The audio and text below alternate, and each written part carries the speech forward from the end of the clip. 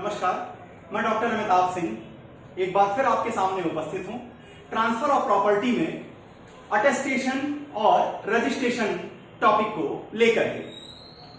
Transfer of property दो व्यक्तियों के बीच में किसी इमूवेबल प्रॉपर्टी या मूवेबल प्रॉपर्टी के किए जाने वाले ट्रांजैक्शन को कैसे करेंगे, क्या क्या शर्तें होंगी, इन सारी बातों को लेकर केंद्रित है। ये मुख्यतः sale, mortgage, lease, gift, exchange के विषय में पूरे इसकी एनालिसिस रखी गई है। अब जब एक व्यक्ति किसी संपत्ति के विषय में अपने अधिकार दूसरे व्यक्तियों को हस्तांतरित करता है, ट्रांसफर करता है, तो इसे हम डीड बनाना कहते हैं, इसे हम डॉक्यूमेंटाइजेशन करना कहते हैं। अब इसके बाद ट्रांसफर ऑफ प्रॉपर्टी एक शर्त लगाती है कि जो भी आप ट्रांजैक्शन करेंगे, जो भी प्रॉपर्टी का कन्वेनेंस करेंगे, एक हाथ से प्रॉपर्टी दूसरे हाथ में राइट्स कन्वे होंगी, ये जो डॉक्यूमेंट बनेगा इसको अटेस्ट किया जाना जरूरी है। अब यहां पर कई प्रश्न सामने आते हैं कि आखिर अटेस्टेशन की जरूरत क्यों है और कितने आदमी चाहिए अटेस्टेशन के लिए। अटेस्टेशन करने के लिए जो व्यक्ति अटेस्टेटर बनेगा, क्या उसकी कुछ क्वालिफिकेशन भी होनी चाहिए, क्या और शर्तें भी कुछ हैं जो उन्हें पूरी करनी होगी, क्या ट्रांजैक्शन की दो पार्टियों में से कोई एक पार्टी भी दूसरे पार्टी के लिए अटेस्टेटर हो सकती है, और क्या अटेस्टेटर ट्रांजैक्शन की पार्टीज के पहले ही डीड पर अपनी सिग्नेचर कर सकता है। इस सारे विषय को लेकर आज मैं आपके सामने उपस्थित हूं। शुरू करते हैं अटेस्टेशन और रजिस्ट्रेशन कि किन किन मामलों में उस डीड का रजिस्ट्रेशन जरूरी होगा और अगर पार्टी रजिस्ट्रेशन नहीं कराएगी तो उस पर क्या परिणाम आएंगे। अटेस्टेशन के प्रोसेस का दो मुख्य ऑब्जेक्ट है। पहला कि जो ट्रांजैक्शन डीड बनी है उसको एग्जीक्यूटर ने ही एग्जीक्यूट किया है, मतलब अगर सेल हुआ है तो सेलर ने ही इस प्रॉपर्टी के सेल डीड पर साइन किया है। और नंबर दो, सेलर के अतिरिक्त, उस एग्जीक्यूटर के अतिरिक्त बाकी दुनिया के किसी और आदमी ने यह सिग्नेचर नहीं की है, यह डीड एग्जीक्यूट नहीं की है। यह ऑब्जेक्ट होता है अटेस्टेशन कराने का।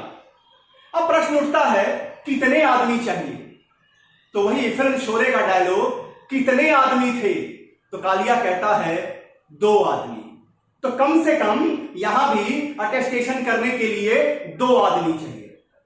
कैसे 2 आदमी चाहिए, तो 2 आदमी चाहिए जो कि मेजर हो, मेजर का मतलब कर्नल मेजर नहीं, उम्र में मेजर हो 18, और जिनके लिए अगर कहीं जो है वो गार्जियन है तो 21, 18 साल से ऊपर की एज हो, और वो साउंड माइंड के हों, मतलब ये समझने सोचने में सक्षम हो कि क्या कर रहे हैं और इसका कॉन्सिक्वेंस क्या आएगा section number 12 Indian contract act के अनुसार। अब क्या कुछ और शर्तें भी पूरी करनी होगी अटेस्टेटर को, तो जी हां, अटेस्टेटर को एक मुख्य शर्त और पूरी करनी होगी। वो क्या, अटेस्टेटर को जो डीड एग्जीक्यूट करने वाले हैं, अगर वो सेलर के साइड से आ रहे हैं तो सेलर, बायर के साइड से अटेस्ट कर रहे हैं तो बायर, अगर वो लेजर के साइड से आ रहे हैं तो लेजर, लीजी के साइड से आ रहे हैं तो लीजी, अगर वो गिफ्ट के साइड से हैं, गिफ्ट में हैं तो डोनर, अगर डोनी के साइड से हैं तो डोनी। अपने एग्जीक्यूटर से जिसकी डीड वो अटेस्ट कर रहे हैं, उनकी प्रेजेंस में ही, अटेस्टेटर के प्रेजेंस में ही उस डीड के एग्जीक्यूटर ने साइन किया है या अपने अंगूठे का निशान लगाया है, या उस एग्जीक्यूटर की प्रेजेंस में किसी और आदमी ने जो अथॉराइज है एग्जीक्यूटर की ओर से अपनी सिग्नेचर की है या अपना थंब इंप्रेशन लगाया है, या एग्जीक्यूटर ने यह फॉर्मल तरीके से एक्सेप्ट किया है, फॉर्मल तरीके से एडमिट किया है कि हां उन्होंने ही साइन किया है या उन्होंने ही थंब इंप्रेशन लगाया है। प्रश्न उठता है कि क्या एग्जीक्यूटर के सिग्नेचर के पहले अटेस्टेटर सिग्नेचर कर सकता है।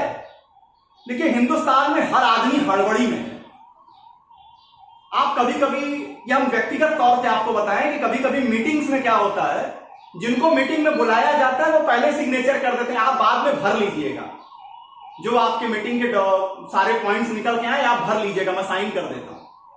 देखिए ये काम गलत है, चाहे मैं करूं, आप करें या अटेस्टेटर करें। लॉ कहता है कि अटेस्टेटर की सिग्नेचर एग्जीक्यूटर के सिग्नेचर के बाद होनी चाहिए।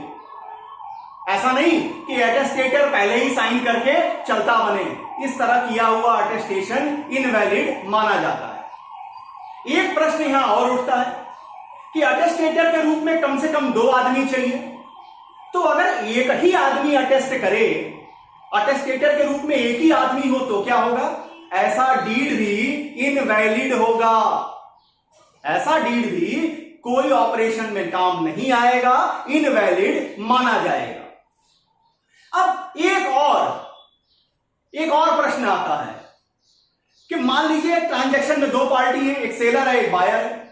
सेलर कहता है कि भाई मैं तेरी डीड अटेस्ट कर देता हूं, और बायर कहता है कि चल मैं तेरी डीड अटेस्ट कर दूं। मतलब वो चांदनी पिक्चर वाला, तू मुझे सुना मैं तुझे सुनाऊं अपनी प्रेम कहानी। तो लॉ कहेगा नहीं राजा जानी, नहीं राजा जानी। मतलब यहां लॉ सीधे सीधे ये बात प्रेस्क्राइब कर देता है कि एग्जीक्यूटर उस ट्रांजैक्शन के दूसरे पर्सन, दूसरे जो पोर्शन में जो बंदा है, अगर सेलर है तो बायर, बायर है तो सेलर, एक दूसरे के लिए अटेस्टेटर नहीं होंगे। इसको आप ऐसे समझिए कि राम ये चाहते हैं कि वो अपनी प्रॉपर्टी रमेश, सोहन और दिनेश को सेल कर दें। अब राम को अटेस्टेटर मिल नहीं रहे, तो रमेश और बाकी जो 2 हैं, इसमें से 2 आदमी कहते हैं कि राम हम आपके साइड से अटेस्टेटर हो जाते हैं। तो लॉ ऐसा करने की इजाजत नहीं देता। अटेस्टेटर सेपरेट होंगे, अटेस्टेटर उस ट्रांजैक्शन की जो पार्टीज हैं उसमें से एक दूसरे के लिए अटेस्टेटर नहीं हो पाएंगे। इसमें एक बहुत इंटरेस्टिंग केस आती है, थोड़े पुराने अगर हिंदी पिक्चरों को देखिए तो उसमें एक लाला होता था। उसी तरह इस यहां जो मुकदमा है इसमें भी एक लाला है, लाला कुंदन लाल, और मुकदमा है मुशर्रफ बेगम के साथ। मुकदमे में यह होता है कि एक पर्दा नशीन लेडी रहती है, पर्दे में रहने दो। पर्दा नशीन लेडी मतलब एक ऐसी स्त्री जो अपने कस्टमरी लॉ के अंतर्गत सामान्य रूप से लोगों के सामने नहीं आती। वो पर्दा नशीन लेडी एक पर्दे के पीछे रहती है, अटेस्टेटर रहता है सामने।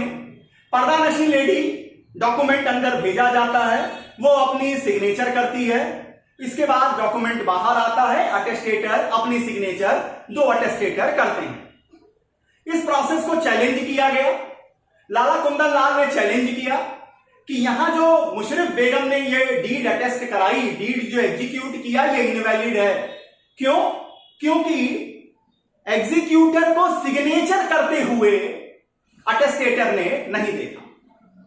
यहां कोर्ट ने कहा कि जो पर्दे के पीछे है और अटेस्टेटर ये जान रहा है कि पर्दे के पीछे मुशर्रफ बेगम है और उनके सामने डीड भेजी गई, डीड पर पर्दे के पीछे और कोई नहीं है, उस स्त्री ने अपनी सिग्नेचर की, साफ साफ वो सिग्नेचर सामने आती है, तो अटेस्टेटर ने जो अटेस्टेशन किया है ये बिल्कुल वैलिड है, इसमें कहीं कोई परेशानी नहीं है।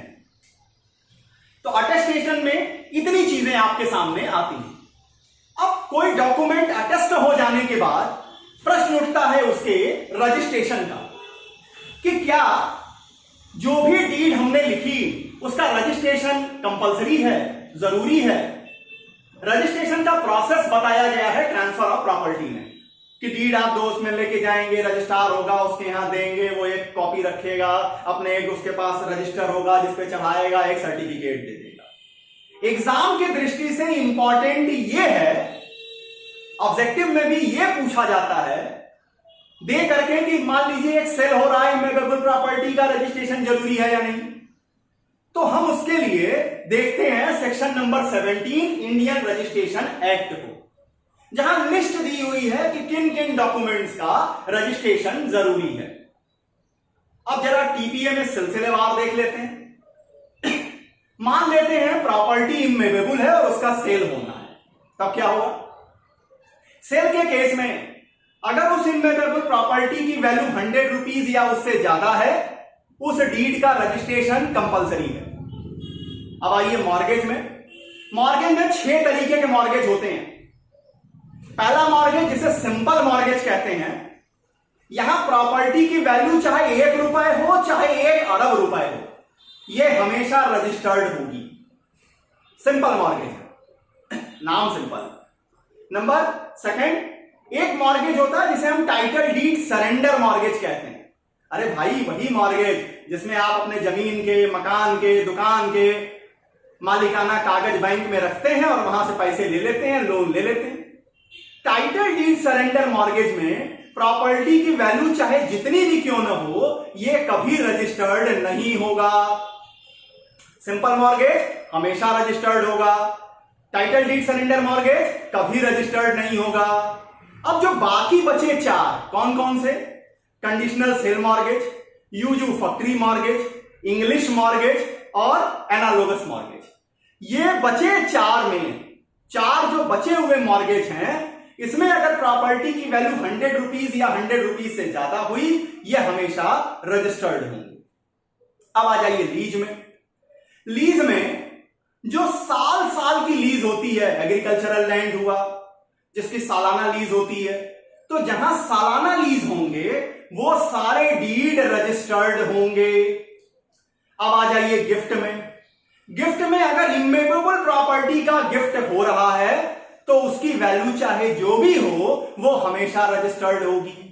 और मूवेबल प्रॉपर्टी के गिफ्ट में रजिस्ट्रेशन होगा या नहीं ये ऑप्शनल है, पार्टीज के ऊपर छोड़ दिया गया है। अब जहां रजिस्ट्रेशन जरूरी है, सेक्शन 17 कहता है कंपलसरी है, लेकिन हम भारतीय भी कहां मानने वाले हैं? अब नहीं मानेंगे जी, क्या हो जाएगा? तो कानून बहुत सख्त तरीके से सामने आता है सेक्शन 49 में। इंडियन रजिस्ट्रेशन एक्ट का सेक्शन 49 कहता है जिन डॉक्यूमेंट्स को रजिस्ट्रेशन कराना कंपलसरी बनाया गया, अगर वो डॉक्यूमेंट रजिस्टर्ड नहीं हुए तब उस डॉक्यूमेंट से, उस डीड से किसी तरह के राइट्स या ड्यूटी ओरिजिनेट नहीं होंगे। मतलब अगर आप सेलर हैं तो सेलर के राइट ड्यूटी आपके फेवर में नहीं, अगर आप बायर हैं तो भी उस ट्रांजैक्शन से आपको कोई फायदा नहीं मिल सकता। इस सिद्धांत का सिर्फ एक एक्सेप्शन है और वो एक्सेप्शन भी टीपीए में ही डिस्कस किया गया है, जो आता है सेक्शन नंबर 53A में। सेक्शन 53A पार्ट परफॉर्मेंस की बात करता है। इसे 1929 के अमेंडमेंट से जोड़ा गया है। यह कहता है कि जब आपकी डीड रिटन में है लेकिन रजिस्टर्ड नहीं है तो उस डीड से आप राइट क्लेम नहीं कर सकेंगे, लेकिन अपने राइट्स का प्रोटेक्शन कर सकेंगे।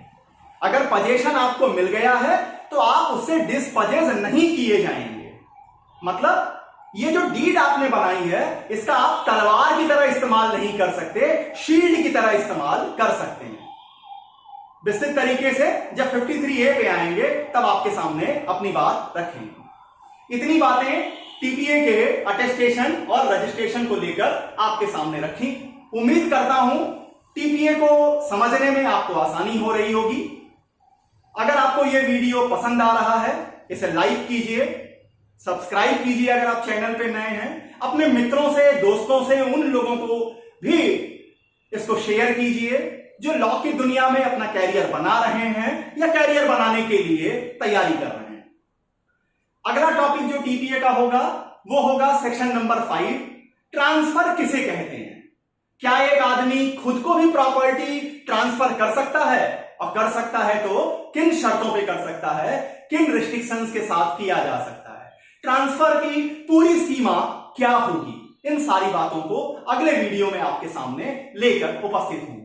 तब तक के लिए बहुत बहुत धन्यवाद। नमस्कार।